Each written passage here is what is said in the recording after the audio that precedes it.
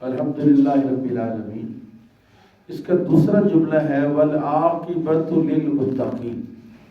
والعاقبۃ للمتقین، اس کا مطلب ہے کہ آخرت متقین کے لیے ہے.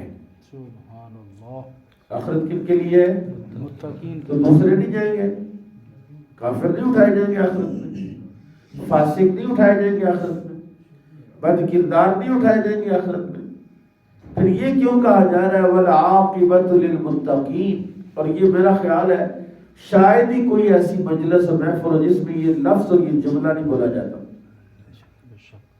کہ والعاقبۃ للمتقین. اس کا مطلب یہ ہے کہ جیسی عاقبت ہونی چاہیے ویسی عاقبت صرف متقین کی ہو. سبحان اللہ. بے شک. بندے کہتے ہیں نا کہ یار جینا تو فلانے کا، ہمارا کیا جینا، فلانا بندہ جی ماشاءاللہ کیا بات ہے.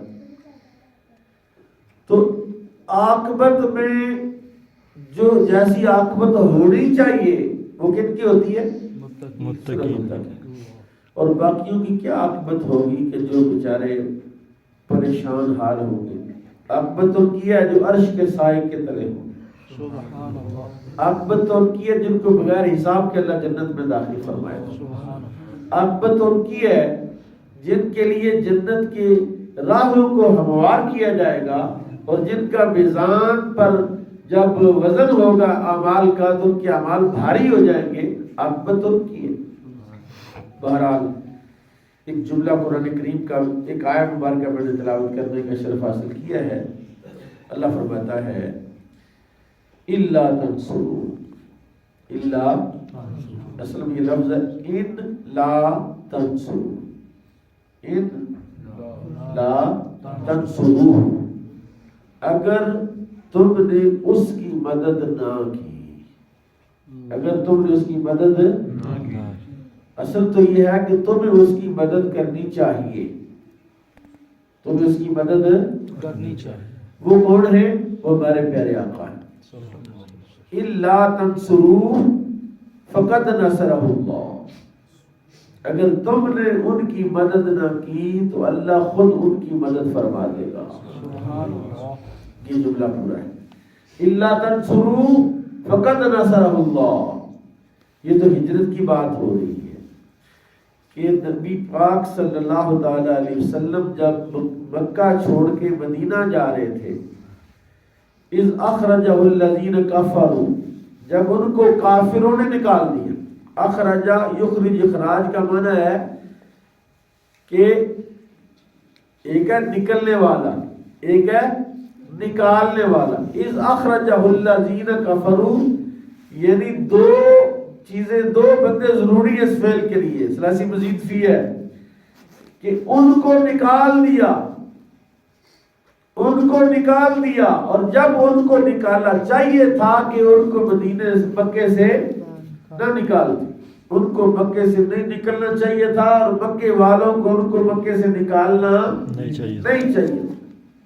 اچھا یہ ہم اس وقت 14 صدیوں کے بعد بیٹھ کے یہ بات کر رہے ہیں کہ مکے والوں کو نہیں نکالنا چاہیے تھا، حضور کو وہاں سے نہیں جانا، حضور جانا بھی نہیں چاہتے تھے نا.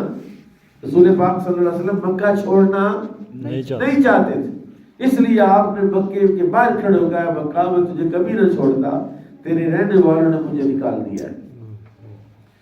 ایک بات 14 صدیوں کے بعد ہم کر رہے ہیں. اس وقت اگر ہم سے پوچھا جائے کہ کیا تم رسول اللہ کے مددگار ہو، اگر آپ سے، مجھ سے، اس سے، اس سے پوچھا جائے کہ کیا تم رسول اللہ کے مددگار ہو، تو یقیناً 90% جواب یہ آئے گا نہیں. ہم اپنی ذات کے، دنیا کے، دنیا داروں کے اور ان لوگوں کے مددگار ہیں جو نبی کریم صلی اللہ تعالی علیہ وسلم کے مشن کے خلاف لوگ ہیں. ان کا رسول پاک کے مشن سے کوئی لنک تعلق نہیں ہے. اس وقت بھی رسول اللہ کو مدد کی ضرورت ہے، اس وقت بھی اللہ کو مدد کی ضرورت ہے، اس وقت بھی قرآن کو مدد کی ضرورت ہے. اس وقت اللہ کی مدد کیسے ہو سکتی ہے؟ اللہ کے بندوں کی مدد اللہ کی مدد ہے، اللہ اور یہ قیامت تک یہ دروازہ کھلا ہے کہ کون کون اللہ کی مدد کرنا چاہتا ہے۔ حضرت عیسیٰ علیہ السلام نے کیا کہا تھا؟ من انصاری اللہ، کون اللہ کے لیے میری مدد کرے گا؟ تو حواریوں نے کہا قال الحواریون نحن انصار اللہ، ہم اللہ کے مددگار ہیں۔ اللہ کی مدد کی کیا ضرورت ہے؟ کہا نہیں، جو اللہ کے رستے میں ہو اس کی مدد اللہ کی مدد ہوتی ہے۔ سبحان اللہ من جہز جیش نصرت، یہ حدیث موجود۔ جہاز ایک جہاز ہوتا ہے نا اڑنے والا، عربی زبان میں جہاز کہتے ہیں تیار کرنے والے کو۔ جہز یجہز تجہیز، کوئی سامان کوئی اسباب دینا، جیسے حضرت عثمان غنی رضی اللہ تعالیٰ عنہ نے جنگ پر غزوہ تبوک پر جانے کے لیے مال دیا تھا، تو وہ جہاز تھے۔ وہ کیا تھے؟ جہاز تھے، مدد کرنے والے تھے۔ اور کبھی بھی ایسا نہیں ہوا کہ قرآن کو مدد کی ضرورت نہ ہو۔ جب تک لوگ قرآن سے دور ہیں تب تک قرآن کو مدد کی ضرورت ہے کہ کسی طرح لوگوں کو جمع کر کے قرآن کے سائے میں بٹھا دیا جائے۔ جب تک دنیا قائم ہے تب تک میرے آقا کے دین کو لوگوں کی ضرورت ہے، لوگوں کی بندوں کی ضرورت ہے، بیٹوں کی ضرورت ہے۔ ہم اپنی اولادوں کو کون سا علم پڑھا رہے ہیں؟ کس لیے پڑھا رہے ہیں؟ کیا کوئی اپنی اولاد میں سے کوئی ایک بندہ ہی دے کہ میں بھی یہ بندہ رسول اللہ کے دین کی مدد کے لیے وقف کرتا ہوں؟ اب کیا کرے؟ کہا جائے مدرسہ پڑھے، حفظ کرے، درسیات پڑھے، اس میں مہارت حاصل کرے، قرآن پڑھے، قرآن کا ماہر بنے، حدیث پڑھے، حدیث کا ماہر بنے، اور پھر قرآن اور حدیث کے ساتھ لوگوں کو رسول اللہ کا موافق کرے، مخالف نہ کرے۔ قرآن کہتا ہے الا تنصروا فقد نصرہ اللہ، اگر تم نے ان کی مدد نہ کی تو اللہ خود مدد فرمائے گا۔ بالفعل وربلی اللہ کی مدد آئی بھی بدر کے میدان میں۔ 4000 فرشتے، کتنے؟ 4000 فرشتے قطار اندر قطار تشریف لائے رسول اللہ کی مدد کے لیے۔ آپ اگر قرآن پڑھے نا تو آپ کو ملے گا حضرت عیسیٰ علیہ السلام کا قصہ۔ حضرت عیسیٰ علیہ السلام کا قصہ یہ ہے کہ جناب عیسیٰ علیہ السلام کی مدد کے لیے اللہ نے جبریل کو بھیجا۔ جبریل ساتھ ساتھ رہتے تھے۔ جبریل امین کیا کہنا تھا؟ حضرت عیسیٰ کے ساتھ ساتھ رہتے تھے تاکہ ان کی مدد کی جائے، تاکہ ان کی کیا کی جائے؟ مدد کی جائے۔ اور حضرت عیسیٰ علیہ السلام کی مدد اس طرح کی، حضرت سیدہ مریم جب وقف ہوئی نا، سیدہ مریم کو ماں نے کہا یا اللہ جو میرے پیٹ میں ہے میں تیری راہ میں وقف کر دوں۔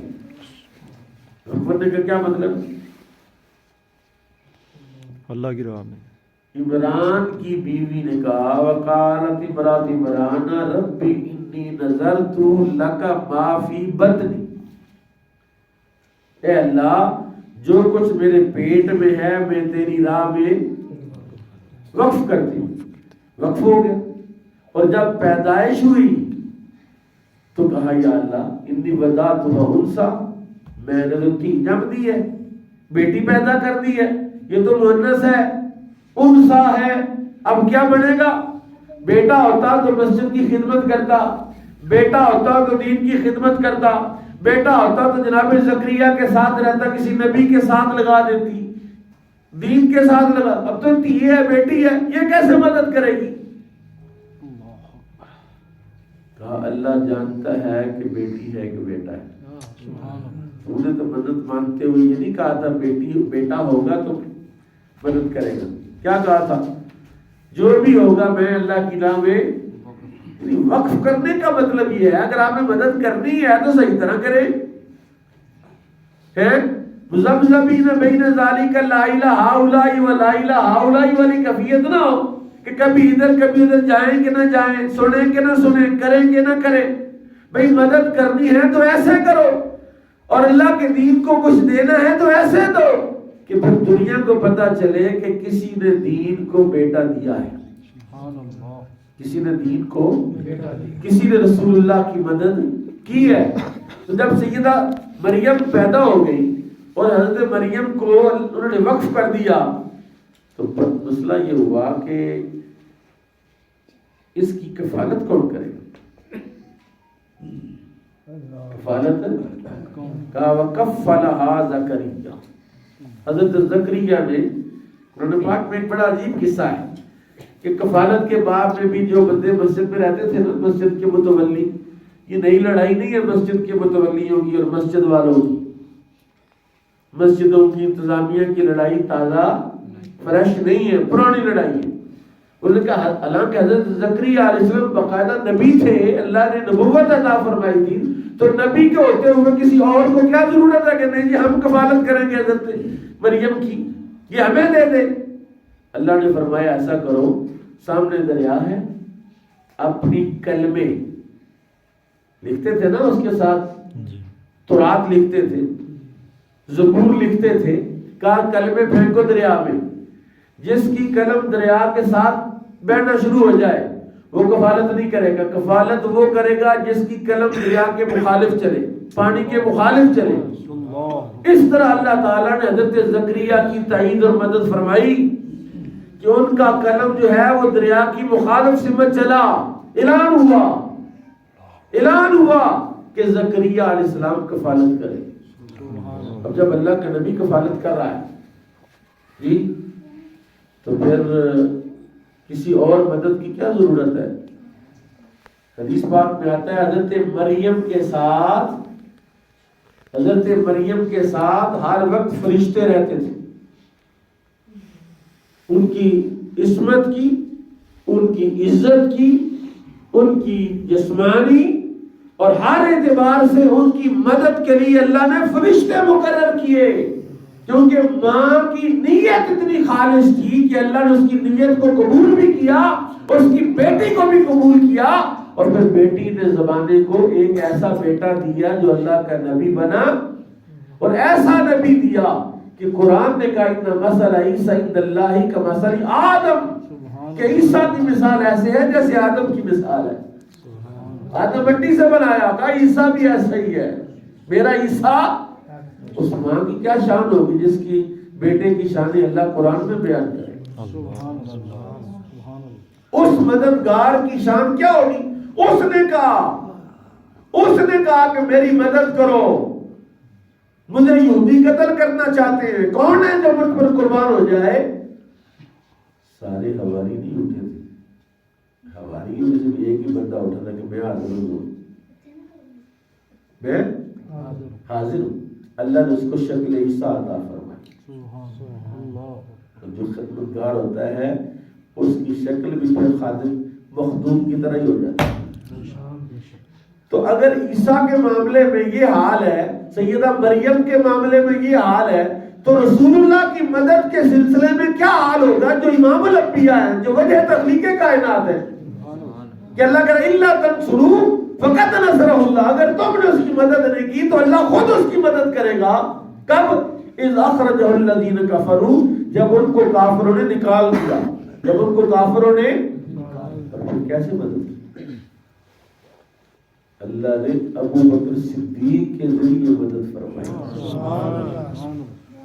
اللہ نے خادم بھی وہ عطا فرمایا کہ جس نے مخدوم کی اتنی خدمت کی، مخدوم کی خدمت یعنی جتنی خدمت کوئی کسی مخدوم کی کر سکتا ہے اس سے زیادہ خدمت کی، کہ مخدوم نے یہ کہا کہ جتنے لوگوں نے مجھ پر احسان کیا سب کے احسانوں کا بدلہ دے دیا، لیکن ابو بکر کے احسانوں کا بدلہ میں نے چھپایا. اور ادھر حضرت عیسیٰ کے حواری کو شکل دی عیسیٰ کی. ادھر جب ہجرت کے سفر میں مدینے میں رسول اللہ پہنچے تو دیکھنے والے تمیز نہیں کر سکے کہ صدیق اکبر کون ہے اور رسول اللہ کون ہے.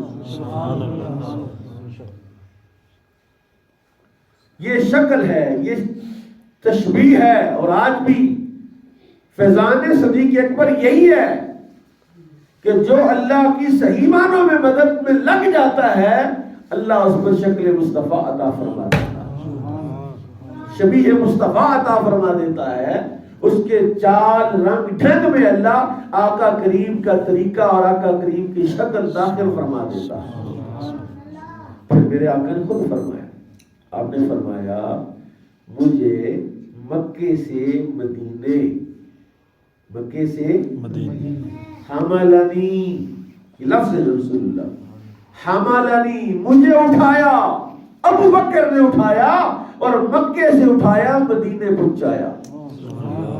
رضالت الغفا میں شاہ ولی اللہ نقل کرتے ہیں کہ ابو بکر نے مجھے مکے سے اٹھا کے مدینے پہنچایا، کیونکہ رسول اللہ نے ان اونٹنیوں کے پیسے نہیں دیے تھے جو جن اونٹنیوں پر بیٹھ کر حضور مدینے گئے تھے.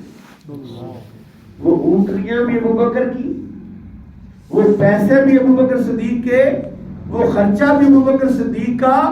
اور رستے میں تعارف اور پہچان، ایک شخص نے پوچھا کہ یہ کون ہے؟ ابو بکر متعارف تھے، ابو بکر مشہور تھے، معروف تھے. اس نے پوچھا یہ کون ہے؟ رسول اللہ کے بارے میں پوچھا کہ یہ کون ہے؟ حضرت ابو بکر نے سوچا کہ اگر میں نے بتا دی یہ محمد رسول اللہ ہے تو مکے والے تو پہلے ہی ڈھونڈ رہے ہیں حضور کو. انہوں نے ایسا لفظ بولا، ایسا جملہ بولا جس جملے میں بھی حفاظت مصطفیٰ موجود ہے. کہادن یہدنی السبیل، یہ ہادی ہے اور مجھے رستہ دکھانے والا ہے. مجھے رستہ دکھانے والے. کون سا رستہ؟ اصل رستہ تو رسول اللہ نے بتایا ہے کہ جس کو رستہ کہا جا سکے وہ رستہ ہے ہی جنت کا رستہ ہے. کہ ہادن یہدنی السبیل، اور یہ میرا ہادی ہے، مجھے رستہ بتا رہا ہے. یعنی ابو بکر صدیق نے بتایا کہ مجھے رستہ بتانے والے، مجھے رستہ بتانے والے، بتانے والے، مجھے رستہ چلانے والے اللہ. حضرت ابو بکر صدیق کو اللہ تعالیٰ نے اتقا قرار دیا. کیا قرار دی؟ اتقا. وَسَيُجَنَّبُهَا الْأَتْقَى الَّذِي اتقا. اتقا اس میں تفضیل ہے، اس کا مطلب ہے سب سے زیادہ متقی، سب سے زیادہ.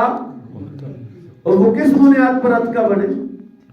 بعض لوگ کہتے ہیں کوئی بڑائی کام کرا، کوئی بڑائی کام کر کیا جائے، کوئی بڑائی کام کیا جائے، بھئی کوئی ایسا کام کرے جو نوکھا ہو، نرالا ہو، پھر لوگوں کو پتہ چلے گا کہ ہم کوئی شے ہے. حالانکہ کوئی چھوٹے سے چھوٹا کام بھی ہو اللہ قبول فرما لے تو دنیا کو خود بخود ہی پتہ چل جاتا ہے، بتانے کی ضرورت نہیں. یعنی کوئی کام چھوٹا ہی ہو لیکن ہو خالص، اتنا خالص ہو کہ اس کی بارگاہ میں مقبول ہو جائے، تو وہ چھوٹا کام بھی ایسا ہوتا ہے کہ اللہ تعالیٰ اس کام کو قبول کر کے اس کو دنیا میں بھی اور قبر میں بھی اور حشر میں بھی متعارف کرا دیتا ہے. اور کیا یہی کیا کہ حضرت بلال کو اور ان کے ساتھ 6 اور بندے، یعنی کل ٹوٹل 7 وہ غلام خریدے حضرت ابوبکر صدیق نے جو غیر معروف اور انتہائی کمزور تھے. ہوتا نا غلام کی بھی کوالٹیز ہیں. حضرت مغیرہ بن شعبہ کا غلام تھا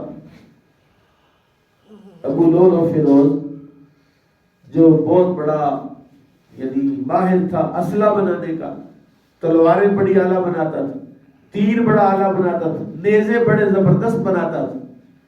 تو وہ حضرت مغیرہ بن شعبہ نے کہا روز کے 10 روپے دینے مجھے تو. اس نے کہا نہیں جناب کو نرمی کریں، میں تو کھپ جاؤں گا 10 روپے روز کے. ان کا جتنا بڑا تو کاریگر ہے ایک تلوار بھی روز بنائے، ہفتے کی بھی ایک تلوار بنائے تو میرے 10 روپے تو پکے ہیں. تو میرا غلام ہے اور غلام کا کام یہ تھا تاکہ خدمت کرنی ہے. کہا نہ تو نے میرا پانی لانا ہے، نہ تو نے میرے بکریاں چرانی ہے، تو بس مجھے 10 روپے روز کے دے۔ یہ جو کفالت سسٹم نہیں ہے سعودیہ میں، کفیل کفیل کفیل، یہ کوئی نیا تو نہیں ہے۔ اور اللہ ان سعودیوں کو، موجودہ سعودیوں کو ہدایت دے اور سمجھائے یہ بات کہ اب ساری انسانیت آزاد ہوگی، اب غلام نہیں رہے گی، لیکن اب بھی اپنے ملازموں کو غلام ہی سمجھتے ہیں تو کفیل بنے بیٹھے ہیں۔